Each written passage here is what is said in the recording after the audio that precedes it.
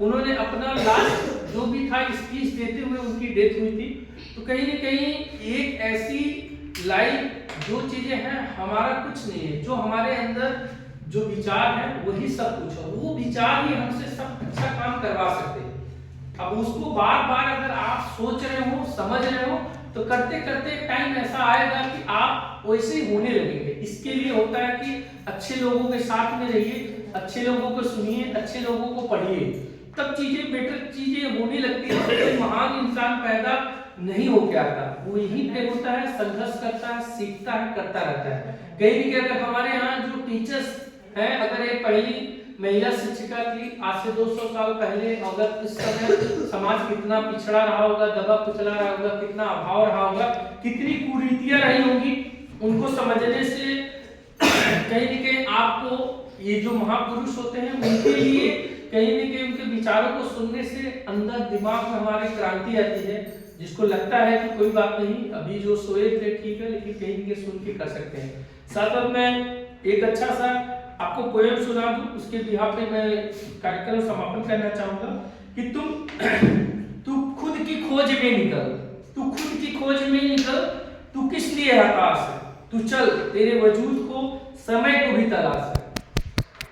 बेड़ियों का संदेश के लिए जो तुमसे लिपटी बेड़ियां, समझ नहीं इनको वस्त्र तू, ये बेड़ियां पिघाल के बना इस शस्त्र तू।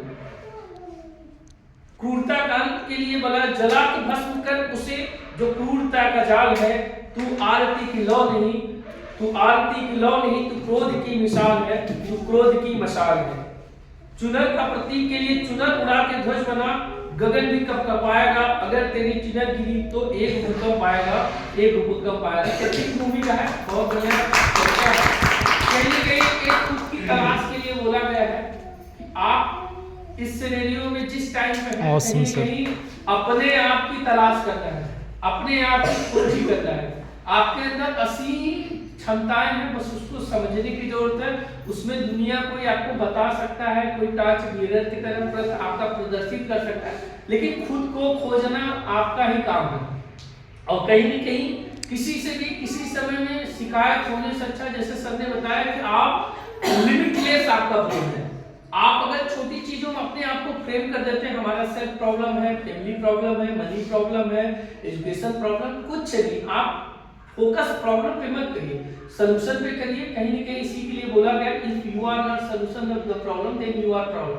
अगर आप समस्या का समाधान नहीं तो खुद एक समस्या है। अगर आपको उस समस्याएं नहीं समझ में आती, अपने टीचर से पूछ के और लोगों से, सीनियर लोगों से समझ के दे सकते, क्योंकि वो जो आपकी जिंदगी, आपकी अकेली जिंदगी, बहुत लोग आए जी के चले गए, तो कहीं न कहीं हर चीज पे सरप्लस करना है। कहीं न कहीं जो आपका प्रॉब्लम रहा होगा, जैसे रेडियो की खोज मार्कोनी ने किया, उसके बाद आगे बियर्ड जॉन लोगी ने किया, टेलीविजन का आविष्कार, उससे आगे चार्ल्स बेबेज ने कंप्यूटर का आविष्कार किया। कहीं की चीजें सरप्लस हो रही है, एक दूसरे से हेल्प करके।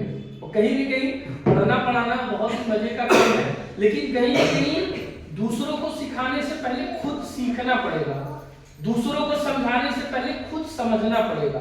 इस चीज को जब आदमी समझ जाता है तो रियल में शिक्षा का मतलब वही है। और शिक्षा का मतलब है कि कहीं न कहीं सरलता, सहजता, ये नहीं कि आप उससे परेशान हो रहे हैं, डर रहे हैं। जो आजकल के बच्चे हैं, कहीं न कहीं उनको सिखाना बहुत बड़ा चैलेंज का काम है। आज से 100 साल पहले, 50 साल नहीं, 25 साल पहले जो हम लोग के टीचर पढ़ाते थे, कितने भी अच्छे टीचर हैं, आज के सिनेरियो में लाके खड़ा कर दीजिए वो फेल हो जाएंगे, क्योंकि वो समय अलग था, ये समय अलग है।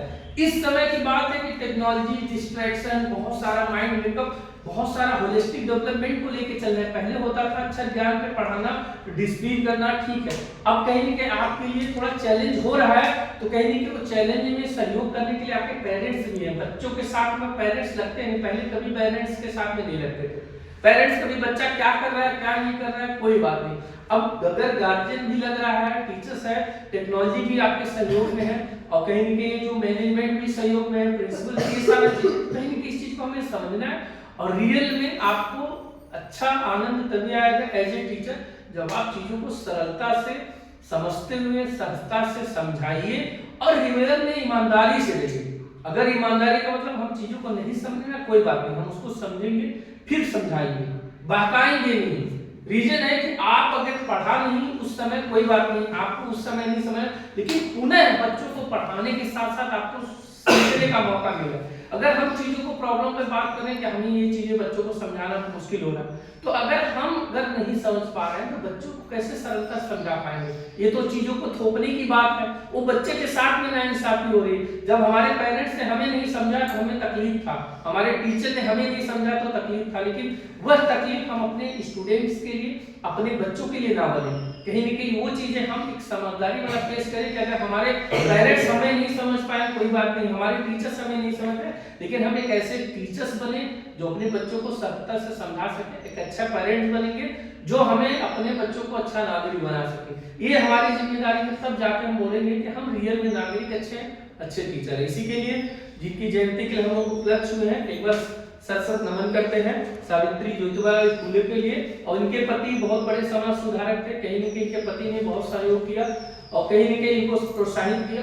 और ये माली समाज से आते हैं, लेकिन कहीं न कहीं महापुरुषों की कोई जात नहीं, धर्म संप्रदाय नहीं होता, वो कहीं न कहीं पूरे वर्ल्ड ब्रह्मांड में उनको जाना जाता है। कहीं न कहीं इसीलिए कोट है कि we are responsible for character not colour caste community या कंट्री। तो हमारा जो भी कैरेक्टर के लिए हम जिम्मेदार, अपने चरित्र के लिए जिम्मेदार है, न कि हम किस कास्ट में पैदा हुए, किस कलर के हैं, या भी जो भी चीजें हम किस कंट्री में है या किस कम्युनिटी में। डिपेंड ये करता है कि हम कैरेक्टर के रिस्पॉन्सिबल है, तो हम अपने कैरेक्टर को बहुत अच्छे तरीके से डिजाइन करें और कहीं भी उस पर काम करें, तभी हम दूसरों का अच्छा सा चरित्र बना सकते हैं। इसी के लिए बहुत बहुत धन्यवाद आप लोग को। Heartily thanks, Honorable Sir.